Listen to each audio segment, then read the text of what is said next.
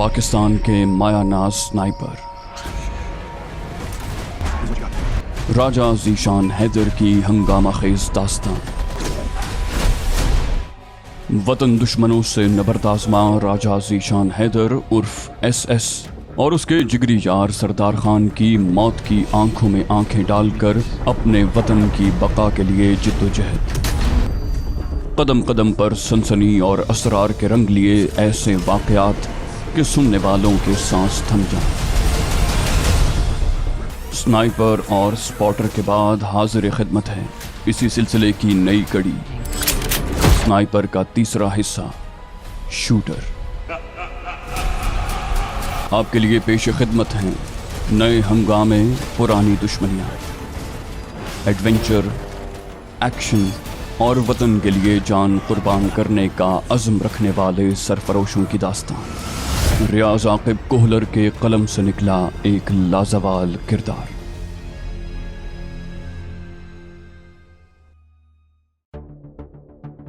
विघ्नेश शुक्ला का दफ्तर गुंजानाबाद जगह पर वाक़ था। अतराफ में काफी इमारत ऐसी भी मौजूद थीं जिनकी बुलंदी उसके दफ्तर से ज्यादा थी। कुछ इमारत की बुलंदी दफ्तर से कम भी थी। फायर करने के लिए बहुत से मकामात मयस्सर थे। अलबत्ता हदफ ऐसा था कि दस्तयाब जगहों की अहमियत खत्म हो गई थी। दफ्तर की इमारत के कदरे दाएं जानिब एक रेस्टोरेंट मौजूद था। हम दोनों ने रेस्टोरेंट के सहन में बैठकर चाय का बताया और मोहतात अंदाज में इमारत का जायजा लेने लगे। विश्वास सिंह ने हाथ का इशारा किए बगैर विघ्नेश के दफ्तर की निशानदही कर दी। दफ्तर का दरवाजा गैलरी ही में खुलता था, इसलिए वहां से नजर नहीं आ सकता था। दफ्तर इमारत के बाएं जानिब था। यूं उसके सामने अकबी और बाईं जानिब खिड़कियां लगी थीं, जिन पर जदीद साख्त के पर्दे यानी ब्लाइंडर्स लटक रहे थे। रेस्टोरेंट की जानिब यानी सामने के रुख 3 पट वाली बड़ी खिड़की थी, जो हमें सहन से भी दिखाई दे रही थी। चाय पीने के दौरान मैंने विघ्नेश शुक्ला के दफ्तर का और जहां से मैं फायर कर सकता था उन मकामात का बारीक बीनी से जायजा लिया। मैंने विश्वास की तरफ मुतवज्जे होते हुए पूछा, कोई ऐसा बंदा मिल सकता है जिसकी उसके दफ्तर तक रसाई हो? वो बोला, उसकी पर्सनल सेक्रेटरी, चंद सीनियर ओहदेदारों और बिजनेसमैन दोस्तों के अलावा शायद कोई ऐसा मुलाजिम नहीं जो उसकी मौजूदगी में दफ्तर में घुस सके। इसी असना में मुझे महसूस हुआ कि खिड़की के ब्लाइंडर सीधे हो गए थे, या शायद मुझे ही ऐसा महसूस हुआ था। जायजा लेने के बाद दूरबीन का होना जरूरी था और मेरे पास उस वक्त SR1 की टेलीस्कोप साइट मौजूद थी, लेकिन मैं सरेआम शुक्ला के दफ्तर का जायजा नहीं ले सकता था। रेस्टोरेंट की बगल में एक बड़ा प्लाजा था। मैंने विश्वास सिंह को चलने का इशारा किया। वो दरमियानी मालियत का एक नोट प्याली के नीचे रख कर उठ गया। कहाँ जाना है? मैंने कहा, प्लाजे की छत से दफ्तर का जायजा लेते हैं। सर हिलाते हुए उसने मेरे साथ कदम बढ़ा दिए। लिफ्ट के जरिए हम आखिरी मंजिल पर पहुंचे और वहां से छत को जाने वाली सीढ़ियां ढूंढकर ऊपर पहुंचे। दरवाजे पर एक जंगालूद ताला लगा था जो जरा सा झटका देने पर खुल गया। छत पर चौकंदी यानी 4 दीवारी बनी हुई नहीं थी, इसलिए मैंने विश्वास सिंह को वहीं लेटने का कहा और खुद नीचे बैठकर एहतियात से मुंडेर तक पहुंचा और लेटकर SR1 की साइट निकाल कर आंखों से लगा ली। SR1 की साइट के देखने की ताकत आम आंख की निस्बत 30 गुना ज्यादा है। दफ्तर की खिड़की सिमट कर सामने आ गई थी। खिड़की के ब्लाइंडर्स वाकई खुले थे। खिड़की के दरमियान वाले शीशे की दाएं जानिब विघ्नेश शुक्ला का सर दिखाई दे रहा था। अगर वो शीशा 6-7 इंच भी खोल दिया जाता तो मैं अपना काम कर सकता था। वहां से दफ्तर का हवाई फासला ज्यादा से ज्यादा 500 मीटर होगा और इतने फासले से उसके भेजे में गोली ठोकना बिल्कुल मुश्किल नहीं था, मगर बुलेट प्रूफ शीशा बहुत बड़ी रुकावट थी। अच्छी तरह जायजा लेकर मैं लेटे लेटे पीछे खिसकने लगा। वहां से हम वापस विश्वास सिंह के घर पहुंचे। खाना तैयार था। प्रीतो भाभी ने खाना चुना और हम मंसूबा सोचते हुए खाने से भी इंसाफ करने लगे। मुख्तलिफ तजावीज जेर बहस लाने के बाद आखिर में उसकी सेक्रेटरी को टटोलने का फैसला हुआ। इस बात पर तो हम दोनों मुत्तफिक थे कि मर्द के मुकाबले में औरत को वरगलाना और बहलाना ज्यादा आसान था। खाना खाकर विश्वास सिंह अपने किसी खास आदमी को विघ्नेश की सेक्रेटरी पर नजर रखने की हिदायत देने वाला था। तभी मैंने मना करते हुए पूछा, नादिर खान उर्फ नज्जू चक्करबाज कहाँ होता है? विश्वास हंसा, बोला, उस कंजर ने कहाँ जाना है? तुम्हारे गुज़श्ता मिशन में वो करण चावला के हत्थे चढ़ गया था, मगर बेचू चरा किए सारी तफसील उगल दी, इसलिए 2-3 थप्पड़ खाकर आजादी मिल गई। मैंने कहा, मैंने उसे खुद कहा था कि सब कुछ उगल दे, क्योंकि इसी में उसकी बचत थी। विश्वास सिंह मुस्तफसिर हुआ, तुम उसे इस्तेमाल करना चाहते हो? मैंने इस बात में सर हिलाया, कहा, मैं नहीं चाहता कि तुम सामने आओ। ये कोई आम जुर्म नहीं है। उसने मुंह बनाया। बोला, विघ्नेश शुक्ला कोई सरकारी ओहदेदार नहीं है। अलबत्ता जब रॉ के कैद खाने पर हमला करोगे तब मैं सामने नहीं आऊंगा। मैंने तंजिया अंदाज में कहा, तुम्हारा कोई शख्स इस काबिल ही नहीं कि मैं उससे काम ले सकूं। वो बरहम हुआ और तुम्हारी इस बकवास पर गोया मैं यकीन कर लूंगा। मैंने कहा, नज्जू बहुत कारामद है यार, बराहे मेहरबानी तुम रहने दो। विश्वास सिंह ने तंबीह की। बोला, लेकिन ये बता दूं, इस बार वो चावला के हत्थे चढ़ गया तो बचेगा नहीं। मैं साफ गोई से बोला, वो चरब जबान और 420 है। मुझे लगता है विघ्नेश की लेडी सेक्रेटरी को काबू कर लेगा। बाकी विघ्नेश शुक्ला के मामले तक उससे काम लूंगा, उसके बाद का मरहला तो तुम्हें मालूम है। विश्वास बोला, अच्छा मैं उसका पता करवाता हूँ। बेगैरत का मोबाइल फोन नंबर तब्दील होता रहता है। मैंने कहा, ठीक है आप उसका पता कराएं, मैं जरा आराम कर लूं। मैं इजाजत लेकर अपनी ख्वाबगाह में आ गया। बिस्तर पर लेटकर चंद गहरे सांस लिए और आंखें बंद करके कोई मुनासिब तरकीब सोचने लगा और उन्हीं सोचों में नींद आ गई। दोपहर को जागा, ताजा दम होकर ड्राइंग रूम में आया तो विश्वास सिंह को मुंतजिर पाया। उसने कागज पर दर्ज नज्जू का नंबर और पता मेरी तरफ बढ़ा दिया। मैं मोटरसाइकिल पर सवार होकर नज्जू से मिलने चल दिया। मोटरसाइकिल के कागजात गैर मुतल्लिक शख्स के नाम पर थे, इसलिए उसके पकड़े जाने या नजर में आने की वजह से विश्वास सिंह या उसका कोई आदमी शक की जद में नहीं आ सकते थे। शाम का मलगजा अंधेरा फैल चुका था जब मैं नज्जू के फ्लैट पर पहुंचा। एक पुरानी सी इमारत में उसने 2 कमरों का फ्लैट लिया हुआ था। दरवाजा खटखटाने पर वो बगैर बाजू की बनियान पहने नमूदार हुआ। नीचे उसने पुराना सा पाजामा पहना हुआ था। वो बेगानेपन से मुस्तफसिर हुआ जी, और फिर मेरे मुंह खोलने से पहले आंखों में शिनासाई की चमक पैदा हुई। बाजू फैलाते हुए वो मुझसे लिपटा। उस्ताद जी, सच में आप हैं या विलायती पैक का असर है जो घंटा भर पहले हलक से उतारा है? कसम से यकीन नहीं आ रहा। मैंने इत्मीनान से कहा, मैं यकीन दिला सकता हूँ। बोला, उस्ताद मार कुटाई के अलावा भी कुछ आता है? शाकी अंदाज में कहते हुए उसने मुझे बाजुओं के शिकंजे से आजाद किया और एक तरफ होकर मुझे अंदर आने का रास्ता दिया। लम्हा भर बाद हम पहलू बपहलू एक पुराने से सोफे पर बैठे हुए थे। वो बोला, मुझे यकीन है उस्ताद आप किसी गरज से नज्जू के पास आए हैं, वरना नज्जू इतना खुशकिस्मत नहीं कि आप पाकिस्तान से उसे मिलने आए हों। मैं इत्मीनान से बोला, दुरुस्त कह रहे हो, वाकई तुम इस काबिल नहीं हो कि कोई एक शहर में रहते हुए भी तुम्हें मिलने की कोशिश करे। कुजा पाकिस्तान से यहाँ आना। उसने मुंह बनाया। बोला, बेइज्जती खराब कर दी ना? मैंने हंसते हुए कहा, बेइज्जती इज्जत वालों की होती है भाई। वो तुर्की बतुर्की बोला, इसीलिए बेइज्जती कहा है। मैंने मौजू तब्दील किया, कहा गरम ठंडा ही पूछ लो। वो बोला, गरम के लिए होटल जाना पड़ेगा और हलाल ठंडा मौजूद नहीं है। पानी का ग्लास कबूल फरमाएं। उसने जग से धाती ग्लास भरकर मेरी तरफ बढ़ा दिया। ग्लास थामते हुए मैं मुद्दे पर आया। कहा, एक जरूरी काम था। वो इत्मीनान से बोला, काम जरूरी हो या गैर जरूरी, नज्जू को पैसे कमाने से गरज है। ग्लास खाली करके मैंने मेज पर रखा। मैंने कहा, मनोज जोशी के खिलाफ तुम्हारी मदद दरकार थी। विघ्नेश शुक्ला जुर्म की दुनिया में मनोज जोशी के नाम से मशहूर था। उसने मुंह बनाते हुए कहा, पहले उस कंजर से बड़ी मुश्किल से पीछा छुड़ाया है। मैंने शह देते हुए कहा, इतना मुश्किल काम नहीं है। उसने दिलचस्पी जाहिर की। बोला, फूटें उस्ताद जी। मैंने इंकिशाफ करते हुए कहा, जानते हो ना मनोज जोशी असल में विघ्नेश शुक्ला है। उसने अस्बात में सर हिलाया। बोला, अच्छी तरह जानता हूँ। मैंने कहा, उसकी लेडी सेक्रेटरी से राहो रस्म बढ़ाने हैं। उसके चेहरे पर हैरानी उभरी। बोला, क्या मतलब? मैंने दांत पीसते हुए कहा, इसमें कौन सा लफ्ज समझने वाला है? बोला, मेरा मतलब ताल्लुकात बढ़ा कर क्या हासिल होगा? मैंने कहा, पहले जो काम बताया है वो तो करो। वो एतमाद से बोला, समझो हो गया, अब अगली बात फूटें। मैंने कहा, उसे मेरे पास लाना है, बाकी मैं उसे खुद समझाऊंगा। वो जल्दी से बोला, उस्ताद जी ये उस्तादी नहीं चलेगी। एक खूबसूरत लड़की को आपके पास छोड़ने की गलती मैं नहीं कर सकता। मैंने डांटते हुए कहा, बेशरम, क्या तुम मेरे किरदार पर शक कर रहे हो? उसने दुहाई दी। बोला, अपनी बार तो मिस भूरी का मोबाइल नंबर तक देना गवारा नहीं किया और मेरी महबूबा से अकेले में मिलना चाहते हो। मैं मुताज्जिब हुआ, अबे कौन सी महबूबा? बोला, अमृता रिवाटकर मेरे लिए ऐसी ही है जैसी आपके लिए मिस भूरी थी। मैं माथे पर हाथ मारते हुए बोला, ये अमृता रिवाटकर कहाँ से आंटप की? और फिर एकदम चौंकते हुए पूछा, विघ्नेश की सेक्रेटरी का नाम अमृता है। उसने मुंह बनाया, शुक्र है इतना सोचने की जहमत तो कर ली। मैं खुशी से चीखा, सच में? उसने इस बात में सर हिलाया। बोला, अमृता ताजा महबूबा है मगर बहुत प्यारी है मुझे। मैंने कहा, फिर तो तुम इनाम के हकदार ठहरते हो। मैंने जेब से 2000 वाले नोटों की गड्डी निकालते हुए उसकी गोद में फेंकी। वो चहका, उस्ताद जी आपकी सखावत दिल में मोहब्बत और अकीदत का दरिया मौजन कर देती है। मैंने कहा, मेरे पास आया करने को दिन छोड़ो घंटे भी नहीं है। तो बेहतर होगा जितनी जल्दी हो सके मेरी उससे मुलाकात करवा दो। वो इत्मीनान से बोला, फ्लैट पर उसके साथ सिर्फ बीमार माँ होती है, तो हम वहीं जाकर मुलाकात कर सकते हैं। मैं बेसब्री जाहिर करता हुआ खड़ा हो गया। चलो, वो मानीखेज लहजे में बोला, अगर कोई ऐसा मामला है जिसमें उसकी जान को खतरा हो सकता है तो हरगिज उसे शामिल नहीं करना चाहूंगा।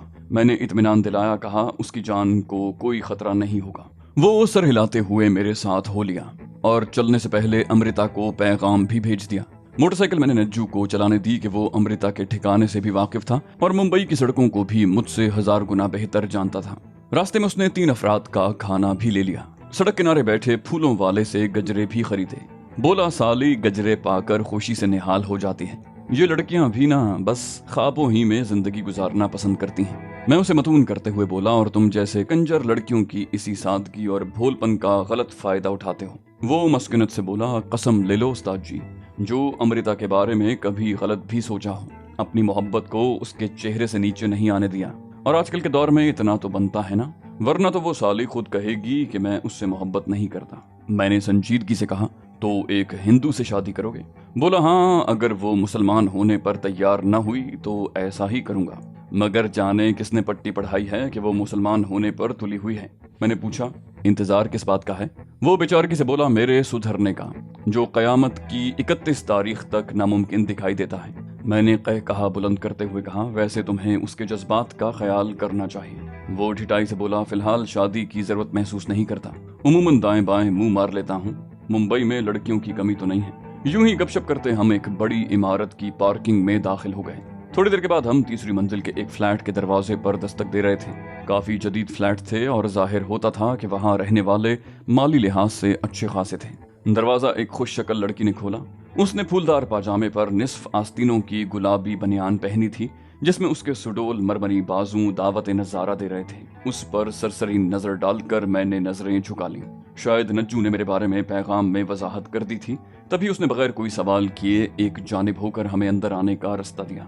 आरामदेह सोफों की तरफ इशारा करते हुए वो मुतरन्नम लहजे में बोली, पधारिए। हम इत्मीनान से बैठ गए। वो बावर्ची खाने की तरफ मुड़ी, बोली, मैं चाय लाती हूँ। नज्जू ने डिब्बा पैक खाना उसकी तरफ बढ़ाया, खाना गर्म कर दो। ज़ेर लब मुस्कुराते हुए उसने खाना पकड़ा और मटकती हुई बावर्ची खाने की तरफ बढ़ गई। लिफाफे से गजरे निकाल कर नज्जू मुझे आंख मारता हुआ उसके पीछे चल पड़ा। बोला, मैं 1 मिनट में आया। उसने ज्यादा देर न लगाई, वापस आकर मेरे पहलू में टिक गया। मैं दबे लफ्जों में उसे अपना मसला बताने लगा। उसने उलझनामेज लहजे में सरगोशी की। बोला, वो आपके इरादे से बाखबर हो गई तो शायद इनकार कर दे। मैंने लालच दी, कहा, कोई चक्कर चलाओ जिगर, ताकि बकिया मुआवजा तेरी झोली में डालूं। उसने जल्दी से एक तजवीज पेश की। इसी असना में अमृता खाने के बर्तनों के हमरा नमूदार हुई। हमने चुप साध ली। खाना हमने खामोशी से खाया था। खाने के बाद वो चाय बना लाई। हमारे सामने प्यालियां रखते हुए वो मेरी तरफ मुतवज्जे हुई। जी भाई, अब बताएं आपके किस काम आ सकती हूँ? मैंने पूछा, तुम शुक्ला जी के साथ कब से काम कर रही हो? उसने अंदाजा लगाया, 3-4 साल तो हो गए होंगे। मैंने पूछा, शुक्ला साहब की रोजमर्रा बता सकती हो? वो हैरानी से बोली, आप क्यों जानना चाहते हैं? मैं मानी खेज अंदाज में बोला, किसी से ताल्लुकात बढ़ाने के लिए सबसे पहले उसकी रोजमर्रा जानी जाती है। गहरा सांस लेते हुए उसने लम्हा भर सोचा और फिर कदरे इंक़िबाज़ से बोली, शायद आप बताना नहीं चाहते। बहरहाल मुझे जो कुछ मालूम है बताती हूँ। शुक्ला साहब सुबह 10 बजे तक दफ्तर पहुँच जाते हैं। 3 बजे तक दफ्तर में बैठते हैं, फिर घर तशरीफ ले जाते हैं। कभी कभार मेहमानों या किसी अहम कारोबारी शख्सियत से मुलाकात की वजह से कुछ ज्यादा देर भी दफ्तर में गुजार लेते हैं, मगर रोजमर्रा 3 बजे वापसी ही की है। दफ्तर के जाने के बाद वो घर में क्या करते हैं, इससे मैं बिल्कुल नावाकिफ हूँ। मैंने कहा, इस दौरान आपकी जिम्मेदारी क्या होती है? वो बोली, सबसे पहले उन्हें कॉफी पेश करती हूँ। वो कॉफी पीने के साथ मुझसे दिन भर का शेड्यूल पूछते हैं, फिर जरूरी डिक्टेशन देकर मुझे वापस भिजवा देते हैं। उसके बाद किसी जरूरी काम से बुलाते हैं तो चली जाती हूँ, वरना अपनी जगह बैठी रहती हूँ। उसने इजमालन अपनी रोजमर्रा बता दी। मैंने तस्दीक चाही, कहा, और इस दौरान तुम सामने वाली खिड़की के ब्लाइंडर्स भी खोलती हो। वो उस बात में सर हिलाते हुए उलझनामेज लहजे में बोली, हाँ, मगर आपको कैसे पता? मैं उसकी बात नजरअंदाज करता हुआ मुद्दे पर आया। मैंने कहा, कल जब तुम खिड़की के ब्लाइंडर्स खोलो उस वक्त दरमियान वाले शीशे को भी 5-6 इंच खोल देना। वो मुताज्जिब हुई, मगर क्यों? मैं ऐसा नहीं कर सकती। मैं सख्त लहजे में बोला, अगर नज्जू की जिंदगी अजीज है तो ऐसा करना पड़ेगा। वो गड़बड़ा गई। क्या क्या क्या मतलब? खूबसूरत आंखों में दहशत उभरी और वो सवालिया नजरों से नज्जू की तरफ मुतवज्जो हुई। मैं सफाकी से बोला, मतलब ये कि नज्जू ने इस काम का मुआवजा लिया है। अगर तुमने इनकार किया तो हम तुम्हें कुछ भी नहीं कहेंगे, मगर नज्जू की जिंदगी की जमानत नहीं दे सकते। वो रूहान सी हुई। नज्जू, ये क्या है? नज्जू ने नदामत से सर झुका लिया। बोला, सॉरी यार, गलती हो गई। मैंने झूठ बकते हुए उसे तसल्ली दी। कहा, देखो, हम सिर्फ शुक्ला साहब की कॉलें सुनना चाहते हैं। उसके एक खास आदमी के जरिए हमने वहाँ मखसूस डिवाइस तो लगा लिए हैं, मगर वो डिवाइस तब काम करेंगे जब खिड़की का शीशा कम से कम 6-7 इंच खुला होगा। उसने खफकी भरे लहजे में पूछा, और ये ड्रामा कितने दिन चलेगा? मैंने जल्दी से कहा, सिर्फ कल और परसों का दिन। एक दिन मैंने इसलिए बढ़ाया कि उसे कोई और शक ना हो। नज्जू को बरहमी से घूरते हुए वो खड़ी हो गई। बोली, ठीक है, अब आप जा सकते हैं। नज्जू ने शहद भरे लहजे में कहा, अमृत, और उसके करीब होने की कोशिश की। वो नाराजी भरे लहजे में बोली, मैं कह रही हूँ दफा हो जाएं, और वो अपने कमरे की तरफ बढ़ गई। नज्जू बोला, मैं आ रहा हूँ। मुझे जाने का इशारा करते हुए नज्जू उसके पीछे बढ़ गया। मैं दाखिली दरवाजे की तरफ बढ़ गया। फ्लैट से बाहर आकर मैं छोटे कदम रखता हुआ सीढ़ियों की तरफ बढ़ गया। पार्किंग में दाखिल होते ही नज्जू की कॉल आ गई। उस्ताद जी, आप तशरीफ ले जा सकते हैं। मुझे शायद रात भर अमृता को मनाना पड़े। सुबह 8 बजे मेरे फ्लैट पर 3 लाख ले आना, काम हो जाएगा। मैं हैरानी से चीखा, अबे रात भर मनाएगा? उसने ढिठाई से कहा लगाया। बोला, न जाने आप कब बड़े होंगे भाई, जरूरी नहीं मेरा हर बयान हकीकत पर मबनी हो। बाकी उसे मनाने के साथ समझाना भी तो है ना। मैंने दांत पीसते हुए कहा, सुबह 7 बजे पहुंच जाऊंगा। अगर मौजूद ना हुए तो शुक्ला से पहले तुम्हारा बंदोबस्त करूंगा। ये कहते हुए मैं राब्ता मुनक़ता करके मोटरसाइकिल की तरफ बढ़ गया। वापस जाते हुए मेरे दिमाग में नज्जू की बातें गूंज रही थीं। उसका अमृता को अपनी महबूबा बताना और उससे शादी वगैरह की कहानी यकीनन झूठ पर मबनी थी। उसकी अखलाकी गिरावट देखते हुए ये सोचना कि उसने अमृता से जिस्मानी ताल्लुकात नहीं रखे होंगे हिमाकत ही थी। विश्वास सिंह शिद्दत से मेरा मुंतजिर था। उसने अब तक खाना नहीं खाया था। मुझे देखते ही प्रीतो भाभी ने खाना लगा दिया।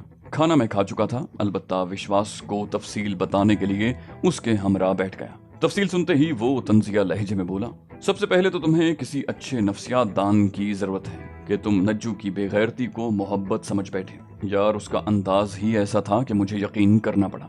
विश्वास सिंह ने तज्जिया किया। बोला, बेगैरत अपना भाव बढ़ा रहा था। इस छोटे से काम के 5 लाख लेना बहुत बड़ा मुआवजा है। उसके बहुत सी औरतों से गलत ताल्लुकात हैं। अमृता भी उन्हीं में से एक होगी। और अगर गौर करो तो कोई भी शख्स जिस लड़की से मोहब्बत करता हो और शादी करना चाहता हो, उसे ऐसे काम में मुलव्वस नहीं करेगा जिसमें थोड़ा सा भी खतरा हो। क्या विघ्नेश के कत्ल के बाद तफ्तीश करने वाले उस पर सवाल नहीं उठाएंगे कि खिड़की का शीशा किसने खोला?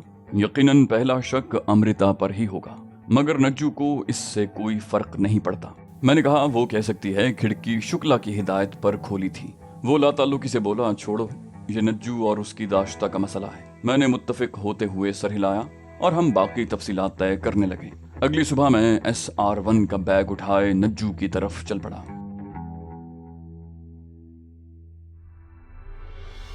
तो दोस्तों, ये थी हमारी आज की एपिसोड। कहानी अपने दिलचस्प मराहिल में दाखिल होने वाली है। उम्मीद करते हैं आपको हमारी कहानी पसंद आ रही होगी। कमेंट में इस कहानी के राइटर रियाज आकिब कोहलर और हमारी इस काविश के बारे में जरूर अपनी राय से आगाह कीजिएगा। इंशाल्लाह जल्द ही अगली किस्त में आपसे मुलाकात होगी। तब तक के लिए अल्लाह हाफिज।